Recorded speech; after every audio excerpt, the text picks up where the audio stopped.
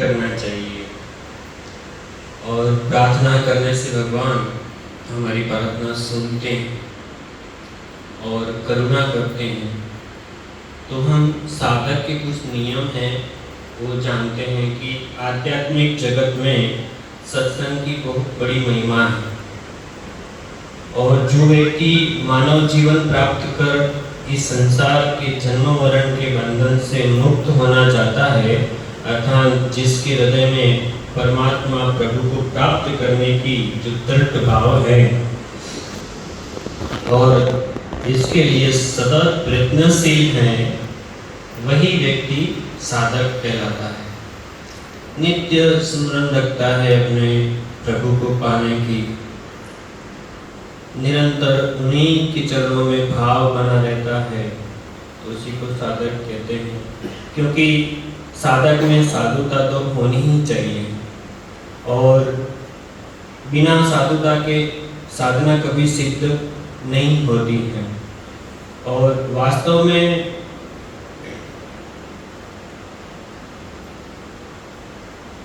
संसार में बहुत कम लोग हैं जो साधुता के पर जाकर उसके नियमों को जानते हैं। हम सब लोग तो गृहस्थी हैं, संसार में रहते हैं, इसलिए संसारिक लोग अपरिचित होते हैं कि साधुता क्या है। वह व्यवहार कुशल तो होते हैं, लेकिन व्यवहार में तथा जीवन में साधुता कैसे आए ये नहीं पता रहता है।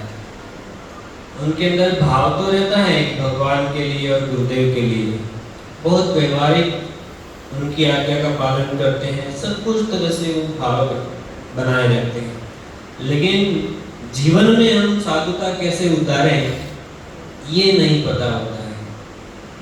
तो सामान्य आस्तिक जन तो परमात्मा में आस्था और विश्वास रखते हैं, वे अपने पूरा समय को कुछ अंश अर्थात कि 24 घंटे में 1-2 घंटे भगवान की सेवा पूजा में लगाने का प्रयत्न करते हैं, परंतु बाकी का जो पूरा समय अपनी व्यर्थ की सिद्धियों में लगाते हैं, जिसमें काम, क्रोध, लोभ, मोह, मत्स्य, ईर्षा, राग, द्वेष आदि वे मुक्त नहीं हो पाते हैं।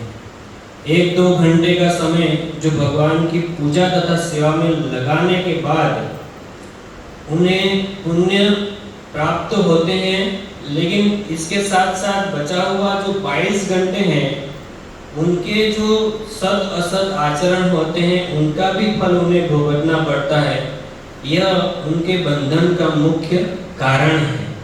तो वह बंधन से हम मुक्त होकर कैसे परमात्मा की प्राप्ति कर सकें, कैसे गुरुदेव का आशीर्वाद प्राप्त कर सकें, ये हमें आज जानना है। अतः संसार की भवाटियों से पार होना है और इसी जीवन में बंधन से मुक्त होकर भगवत सन्निधि प्राप्त करनी है। इन्हीं साधक को अपने जीवन में साधुता लानी ही होगी। और साधुता लाने का तात्पर्य ये है कि अर्थात अपने अंतकरण को, भावों को शुद्ध करना तथा अपने संपूर्ण जीवन को भगवान की पूजा में परिणित कर देना और 24 घंटे का समय स्वार्थ की जगह परमार्थ के परिणित हो जाए और भगवत प्राप्ति का ही स्मरण करते रहें। और यह साधुता का स्वरूप होता है। और जिन्हें साधुता कैसे प्राप्त होगी इसका एकमात्र उपाय है सत्संग। किंतु यह सत्संग उसी व्यक्ति को प्राप्त होता है जिनका स्वयं का जीवन साधु जीवन हो और जिसने अपने जीवन के अनुभवों को सबके कल्याण की दृष्टि से प्रकट करके रख दिया हो।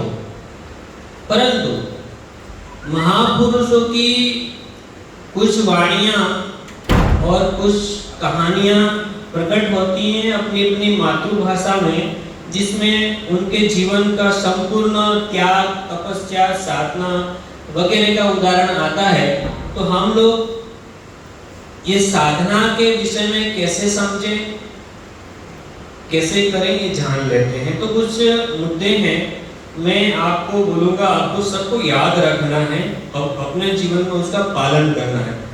सतगुरु देव की शरणागति प्राप्त करना साधु का सर्वप्रथम कर्तव्य है। पहले तो हम सबको अपना गुरु बनाना चाहिए। सतगुरुदेव की शरणागति में जाकर उनके द्वारा दिए गए मंत्र का जाप करना साधक का सर्वप्रथम कर्तव्य बनता है। उनकी आज्ञा का पालन करना और उन्हीं की आज्ञा दिशा से चलना सबसे पहला हमारा दायित्व बनता है। और सदगुरुदेव में अधिक से अधिक श्रद्धा भाव रखना, दिन व दिन श्रद्धा को बढ़ाए रखना, कम नहीं होनी चाहिए। चाहे जितनी भी श्रद्धा है वह बनी रहे, बड़े नहीं तो कोई नहीं, लेकिन जो उससे कम हो गई तो आप अपने कर्तव्य से चूक रहे हैं, ये भाव आपके मन में आना चाहिए। ये देखते रहना कि श्रद्धा में कमी तो नहीं आ पा रही है ना। पवित्र कार्य तथा सदाचार पालन से श्रद्धा की पुष्टि हो जाए। पवित्र कार्य में सद्भागी हो जाना, सहयोगी होना, जैसे आप हम सभी अभी इस जगह पर जुड़े हैं। श्रद्धा संपन्न साधक के लिए तो लोक और परलोक में कुछ भी दुर्लभ नहीं है। जो श्रद्धा रखकर साधना करते हैं गुरुदेव की वाणी में,